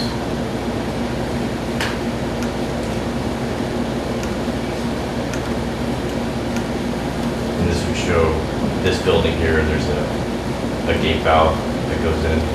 But if you were to look at it, there's also a scanned copy of a tie card. That would show you the measurements to find those pipes if you couldn't. Pretty much you're going to be able to find them using this and a metal detector 90% of the time, but sometimes things happen. But the bigger hydrant locations, and also use it for maintenance on hydrants, to document maintenance, greasings, things like that. But the main part of it was so you can locate these pipes, shut the water off, and we kind of expanded onto doing historical information maintenance, which is not the norm, I don't think. It's above and beyond, really, from what a lot of communities are doing. But I think communities that aren't doing it are kind of missing the boat. Like, it's hard to keep paper copies and say, you know, I maintain this hydrant, but there's so many hydrants. How do you know, this is an easy way to know, well, this is that hydrant, and this is where it's located, and this is what we did with it. The same thing with sewer. This is a work in progress. These are the sewer manholes throughout the city. There's a lot of them. But, you know, it's tying them together and really just figure out where everything goes, and this will help everyone along the road. That's pretty much it. We started a newer layer that we're going to start working with for repairs. So if we go out, no matter if it's drainage, water, sewer, broken pipe, this would be, you can go out with a tablet, you start a repairs feature, and you go in and you can see the picture of the repair that you did. And then it would just help you know if you have a problem area. If you're fixing a leaky pipe on a section, you fix it 5 times in the last year, it might be time to replace that pipe. You know, and it'll just help you remember the dates that you did it and be able to keep that organized. Because a lot of times, say you do a job a year ago or 3 years ago, you're not going to remember exactly how you did it. And you can put pictures in there, so then you're not digging up something that you don't need to be digging up. I think I touched on most of the stuff, but it's, like I said, it's for locating stuff. And another issue, like in the winter time when we have 3 inches of ice on the road and it covers the catch basin, then you have fog, and you're flooding a street because of the snow melt and ice melt. You can't find the catch basin because you don't know that head. You can pull it up here, it's got GPS, I can go out and find it. We can unplug it, or if it's a culvert, the same way, you know, and get that water moving and prevent damage to property. Pretty much it. I mean, that's I think. Questions from anyone? You know, this is tremendous, what he's doing, because back in the late 80s, my neighbor abandoned the house and the pipes inside broke and the water's just sheeting down the street. Now, how did they find the shutoff back there? They weren't on a piece of paper anywhere. One of the guys that had worked for the city for a number of years knew where it was. And it was further enough away from the property that they probably never found it with a little magnetic thing, you know? So this, I remember the kids coming around with the orange spray paint, you know, getting everything ready. It's just like the sewage treatment plant and the water treatment, and you have to be doing this these days. You guys are doing a really good job with it. You really picked up on technology. Which is great. I forgot to mention, years ago, when you say that about the old guys, but I think it was 96 when the city made, when CAI made our digital tax maps. Well, at the time when I got these, I made one sewer and one water, and I walked into my crew then and said, Bud Longtime was one of them, Rainey, said, I want you guys to hand draw on the map all the sewer lines, so we know where everyone is. Because they all had it up here. They all balked at me and said, oh, we don't want to do that, and then you won't need us. Remember Dan, was it Ray Norris? He could tell you where anything was. It's like, But the problem was, they could tell you, but when they're not around. no, that's what I'm getting at. This is a Well, we great all get system. older, and I've been trying to organize my pictures from 20 plus years of projects we've done, and looking at them, you forget the years. So same thing here with data. I think it's, and just so everybody knows, we've been budgeting, I didn't even look back, but it's been 3 or 4 years we've been budgeting money in sewer and water for mapping. We haven't ever spent that budget each year, but I want to keep putting in there because we're making great strides. Well, I think infrastructure is probably the most vital purpose of the city, is keeping the infrastructure operational so that nothing else happens without infrastructure, whether it's sewer, water, those basic things. And the fact that you guys have been working quietly behind the scenes, doing the foundation of what a city is about and what our purpose is really commendable. And thank you for that. Thank you. I thank Corey for taking the lead after I initiated it. He's been running with it. All the guys seem to like it, and every day we just keep collecting data. And what's good, it's all cloud-based, so you don't have to worry about having a computer here in the building or having a computer crash and losing everything. You don't need a laptop. Right. He does it on his phone. Yeah, we can do it off the phones. It's a little tricky. It works. You don't see very well without your cheaters on. It's tricky on the phone. But the tablet's a good system. It is. It's very nice. And I guess the side note, so you have to have Wi-Fi or cell coverage to get on this program. But the way we collect information is our GIS. It's paired with CAI, but it gives us the ability to work offline with Collector, it's called. So that tablet's, it's bare bone. I mean, it's a cheap tablet, and you don't need to have an air card for it to collect data. So the best part is it doesn't cost money. You don't have that monthly bill. I can go out with that, collect all day, and I come back and I resync it, and it automatically goes to here. I mean, it's the way to do it, and it's not going to cost you any information, get an air card and things like that. And you can do that the same way when we do jobs. It's pretty basic. Great.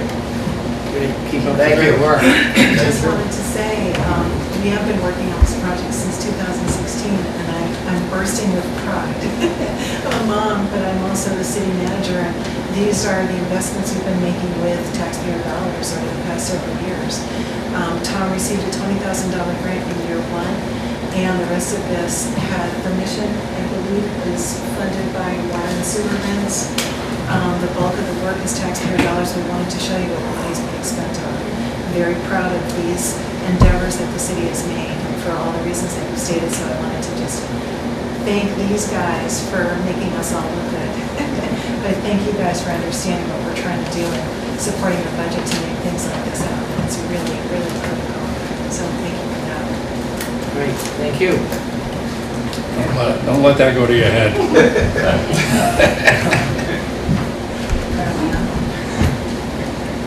And how about that, Ozzy? Yeah, right. Thank you, Corey. Appreciate you coming out tonight. Thank you.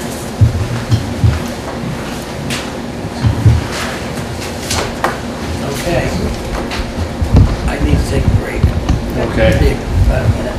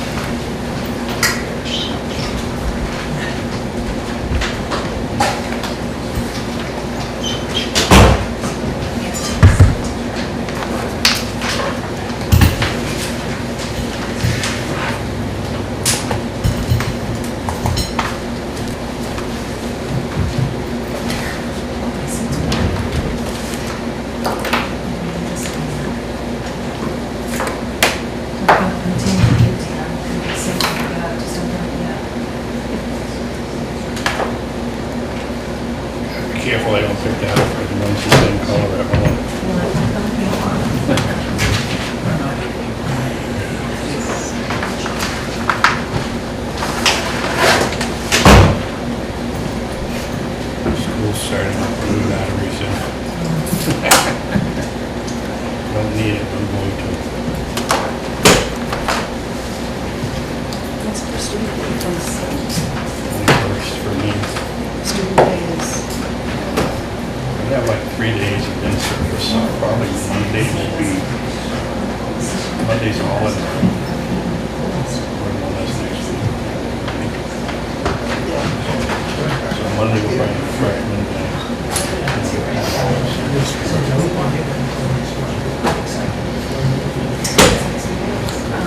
I've got the meeting clearly, or standing bus, and it's a turn Is there anything? Yeah, so whether they're changing the grade. Probably should be the other two firms. Probably not. I can ask, I can let them know to see how They've changed the schedule for the kids. Classes don't start till the Okay, moving on. There's a little. Oh, I didn't realize he was on the tape.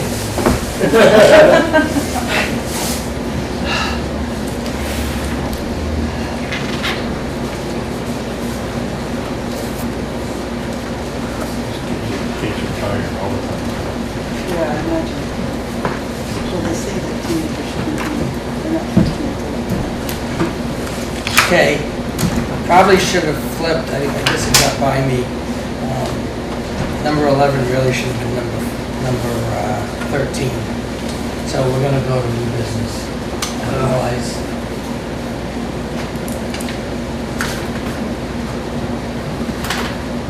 usually we have executive session after doing old business, so we'll.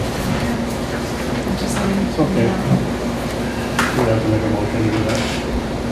I think we just, I should have done it at the beginning, but I just realized it now. All those things. All right, so Mr. Johnson, new business. Mr. Charbonneau? Any new business? Yes, actually, I was expecting the Fall Foliage Festival to be on the agenda tonight, so I'm wondering if we can have a status update. we probably want to get one from Bruce, because they're the ones who are putting it on. Well, I'm under the understanding that he had asked to be on the agenda tonight and was denied because we don't have a current policy. He wasn't denied, we don't have a current policy. We've been communicating with Bruce and Dan Pellerin, who is with he's the vice president, and we're having some back and forth, but we don't have a policy. We don't have anything right now, and I've let them know that. So if someone were to ask to come in front of the council because they wanted to host an event and they wanted to present their application and follow the standard procedure that we've been following, even while we're without a policy, surely they would be allowed to come and ask. He didn't formally ask. He didn't ask me. This is the email I received. So I take offense that he thinks I denied him access to this meeting. That is not true. He goes, where is it here? I received an email Sunday. But hi Paul, a little over 2 weeks ago, the Chamber submitted an application for the Fall Festival, and the following Monday I spoke at your council meeting about the plans. That's when he came under public comment. I'm not seeing the application of Fall Festival on the agenda for this Monday, and was wondering if it would be taken up under new old business or what. Thanks. So, not knowing anything about the application, I just forwarded his email to the city manager. He didn't formally ask to be on the agenda. So if he's going around telling people that I denied him being on the agenda, I never denied him anything, you know. Is that something that you just submitted? Is that an email or something that you just submitted? I believe it's some follow-up information. And I don't want to mischaracterize Bruce, who did not say anything about you denying him any permission for anything. Okay, because sometimes things get changed out there, and Certainly. I've been accused of not putting people on the agenda before when that is the farthest from the truth. And so I forwarded the email to the city manager, who then sent a message to Mr. James, which I believe you have.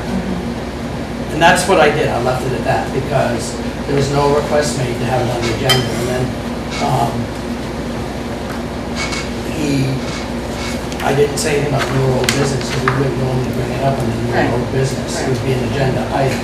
And so that's where I left it. He emailed me yesterday, I didn't have any update, so I forwarded it to the city manager. I sent him an email and got a response from Dan Pellerin, and Dan and I have some more things to work out. We're not going to be able to have information for him tomorrow right now. Well, I think some things have happened after your last communication, Mr. Mayor, in that the city manager has taken the responsibility of saying that because we don't have a policy, no one can come and present an event request to us or ask for fee forgiveness. And I don't believe that is under the scope of responsibility of the city manager, given that the council has been charged with such things. There's no policy right now. Everything I wrote in this email is accurate. I haven't overstepped my bounds, and in fact, I'm an active member of the event subcommittee that's working very hard on a permit, and I wrote that in here. So I don't see that I've overstepped my bounds. I think that the chamber and the city are in negotiations right now. I think that's where things stand. I don't think there's any problem here. Well, then I assume we're not going to have a fall foliage festival because there has been no permission given, there has been an invoice presented, and a denial of any opportunity to ask for the fees to be waived. I think that you're making some assumptions, and you're going to have to wait and see. As I think it's right there in black and white. That's not the email that I got from Dan, and I really don't know that it's appropriate for us to be generating controversy of this nature at this particular time. This is a work in progress, and it's not ready for any council presentation. But until we have a new policy, it would be my understanding that we would follow the open.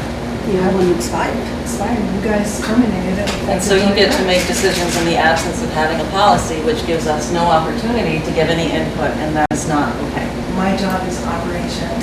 We have someone that came forward with a request. It's my job to channel that request, with or without you. This isn't ready for council approval, even if it gets to council approval. So I don't think that there's anything wrong with what I've done or how I've conducted myself. And I think we've been denied an opportunity to have a really nice event because of the lack of a policy and procedure. You're making an assumption that the event is not going to happen. That is not the impression that I have based on my exchange with Tim Keller. Okay, we'll wait and see, and I do hope that you will stand behind your comment that events are important to Newport City. There's many ways to interpret that. And I think it's not a question of, the chamber can, if they want to use the freedom, and it's just speaking with the different parks and recreation. If you want to use the facility, we contact the Parks and Rec, and this is the police for doing it. If you want to do, if you want to walk something or streets, you contact the police department. I guess I don't see everything as being a controversy. So, and I think the chamber, from what I understand, is planning a fall festival, and if the entire thing hinges on every single dime of that being waived by the council, I would question the planning of the festival, but that's not for me to, they can plan that however they choose. The problem I have is that we have a line item that we put into this budget for waiving fees of $11,000. So if they ask to have the fees waived, we do have the money. It was approved by the voters. So the money should not be an issue at this point. Because what I'm worried about is if where's that $11,000 going to go if we don't use it for waivers? Because it stays and turns back to the taxpayers. You know? No. My issue. The taxpayers, how does it go to the rec department, does it go to the public No, works? it goes back, probably, like, normal time Well, of we year could over. reduce the taxes next year by $11,000. Well, that's, yeah. My issue is if this whole event is hinging on the city waiving fees, then it's a poorly planned event. The chamber is a membership organization. Each member pays fees, and they represent people, not just in Newport City, but all over the Northeast Kingdom. And so that's the issue I have. If he's going to cancel this event, I don't know that that's true. well, okay, but if he is, or the event was canceled because we didn't waive fees, to me, that's poor planning. He canceled an event once time before. 10 days in advance, he canceled an event based upon a weather forecast. I mean, that's crazy. To cancel an event 10 days ahead because of a weather forecast, and it turned out to be beautiful, you know, I question the planning aspect of that. Being denied the opportunity to ask the council to waive fees is not... Well, I don't think he was denied. He didn't ask to be on the agenda. Okay. So that's the bottom line with Perhaps it's me. my misunderstanding. Thank you for the time. Okay. Any other new business? No, thank you. Anything new? Nothing new. Okay. Anything? Old business, Mr. Johnson. Mr. Shannon. I'll ask it. How is that new event planning done? It's coming along well. We're just about, we're probably one meeting away from finalizing. I think we've got it pretty much putting the finishing touches on it. I think we had some really good input from the people who were on that changed kind of outlook on some of the things to address some of the concerns that have been going around. And I think it was a very, use the word cooperative because then people will think that we're all in each other's pockets. But everybody had contribution to the conversation. I think there were some, I mean, one of the things we looked at very closely was what's a large event? And we came to the conclusion around the table that 100 people is not a large event. That should be a higher number. The threshold should be higher. Because, we really look at the big picture of things, maybe 100 people isn't a large event. So, that's one of the things that got adjusted. So I think there was a lot of movement in what was going on. And again, we have one more meeting planned, and that's when we should polish everything off. And at that point, certainly we'll come to the council ahead of time so that everyone has time to look at it. And everybody can take a stab at it at the council meeting that goes on. All the minutes are posted on our website. Yeah, that's right. That video's on the website. Mr. Mayor. Thank you. Actually, I was looking for the August 15th minutes today, and they were not on the website, but I did find the August 1st minutes and noticed that Dana Lesperance has resigned from the committee, and the only people in attendance at the August 1st meeting were Councilwoman Pedersen, Jen Smith, Jess Booth, and Laura Dolgan.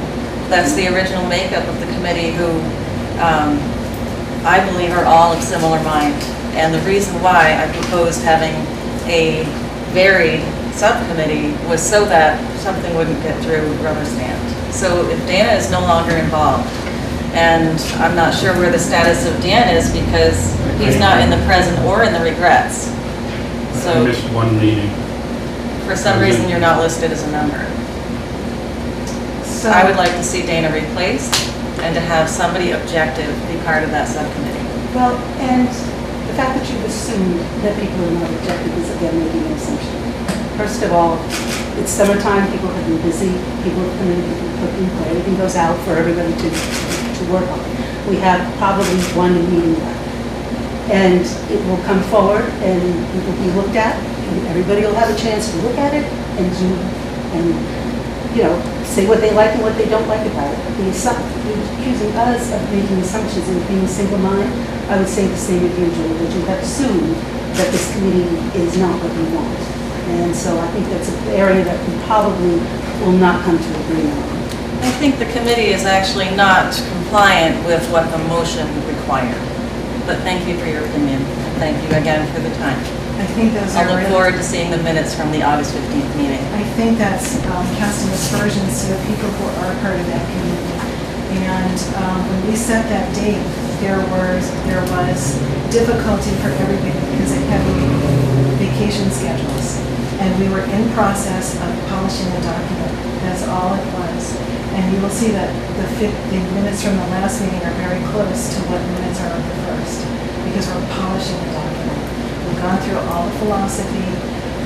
The document will be ready for review, and it's a compilation of everybody's hard work. It's been a very enjoyable meeting. It's been very enlightening. So I'm very proud of the work that the committee's done. transparency or whether or not you believe in the things that you said tonight. I look forward to seeing it, thank you. Yeah, you will. Okay, anything else, other old business? Any old business? Anything? All right. So we've done new, we did old. So now we need a motion for executive session.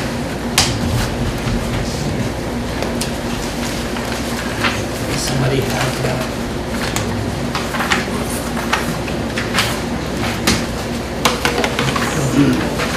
So, go ahead. Oh, go ahead, read it. Go.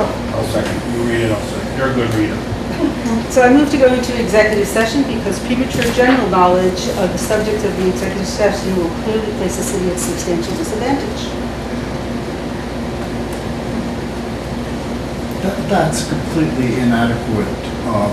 That is a secondary part of motion. There has to be an initial motion that specifies at least the outline of what. That's the initial motion. That's the first motion, and the second motion, let's see, right now. So the second motion is moved into executive session to allow the board to have confidential attorney-client communications for the purpose of providing professional level service to the body under the provisions of Title I, Section 313A1 of the Vermont statutes. So it's two motions, I'm assuming that it was 2 seconds. Contracts, personnel, there has to be a category. It's confidential. Then we can't go to executive session. No, that doesn't work. There are 10 specific exceptions. You don't have to, I'm not asking you to say exactly what it is, but just to say your attorney wants to talk to you. I mean, it's nice, but it doesn't meet the requirements. It fits under contract, Laura. It fits under contract. I'm just checking with our attorney. It does fit under contract.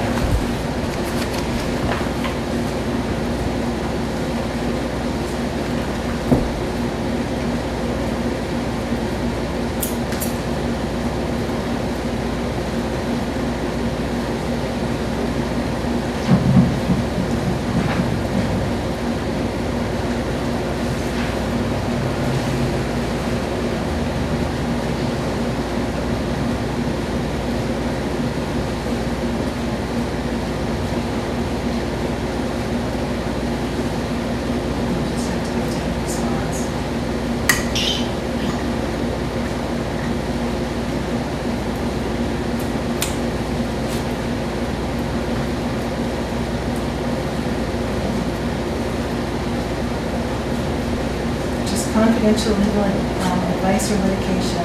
Disclosure of legal strategy places the city at a substantial risk. That's all I can say. That's in the advice of our attorney.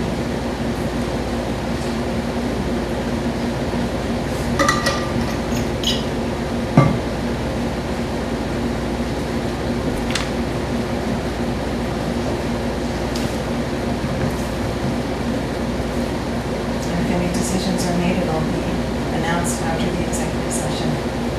Well, a decision will be made in open meeting. Right. All good? That's all he said? Pending or probable civil litigation. Mr. Mayor, were you asserting that this was a contract issue? I'm trying to figure. Our attorney says pending or probable civil litigation, and that's all that we can say. There you are. Okay. Pending a civil That's fine. litigation. That's not drag this on for an hour. That's right. It's stupid. There are rules to be followed. By our fault. We are doing nothing to violate executive session with that motion. And the city attorney, who basically we have to have some faith in, says this is the motion. The motion's been made and seconded, you withdraw or you vote. Is there a second to the motions? No? So, may I ask a question? So then there was no second, so the motion's done. Need a motion to adjourn. May I ask a question, Mr. Mayor? No, we're adjourning. I don't believe you're allowed to deny a council person the right to speak. It's in your own rules of procedure. Oh, I'm about ready to go home. Okay? Let's just note that there are rules to executive session saying civil litigation at the beginning, I assume would qualify as reason enough. Why can't we just say that up front? There was no second. So, So I move to adjourn? There was no second because the motion never mentioned the civil litigation. If it's withdrawn, then we can reword the motion and move forward if you want to use civil litigation. I mean, That's correct. What you do is withdraw it and read the motion again. right. This is one of these things, let's get my gavel to go on because I don't like the result. no, It's, I'm just, let's work around it and do something positive with what we've got. And if they don't like it, you can go into executive session and we can take minutes and stuff. And if they want to go to court and go after what we did, they can do that. Litigation is, there's no question about that. I have no problem with that. Not that it matters what I have a problem with, but, you know, the law is very clear. That's acceptable as far as I'm concerned. okay, let's So have the you either motion. withdraw it or vote on the motion, let the chips fall where they may. Just for my clarification, was the motion seconded? No. No, so then it's not on the table, it's gone. It doesn't have to be withdrawn, it didn't get seconded. And the new motion would be what the lawyer had sent to Laura and email. What do you say, I'm sorry? The verbiage for the new motion would be what the lawyer sent you about the civil litigation. You would simply add civil, you would simply add pending or probable civil litigation. In the second one? I would do it in the second one. No, do it the first. The first one is your premature. You move that to find that premature general public knowledge will clearly place the city at a substantial disadvantage by disclosing its negotiation strategy. The second one, I move that you go into executive session to discuss pending or probable civil litigation with the municipality's attorney. Finish the business. So we still have to do the two. I would. All right. First motion, I move to go into executive session because premature general public knowledge of the subjects of the executive session will clearly place the city at a substantial disadvantage. Second motion, I move that we enter executive session pending civil litigation to allow the board to have confidential attorney-client communication for the purpose of providing professional level service to this body under the provisions of Title I, Section 313A1 of the Vermont statutes. I'll second that. Okay, motion made second. Second vote. Yes. Yes. He made both, Julie seconded both. All right.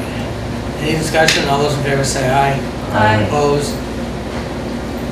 Do you expect some type of outcome or any type of No, we will.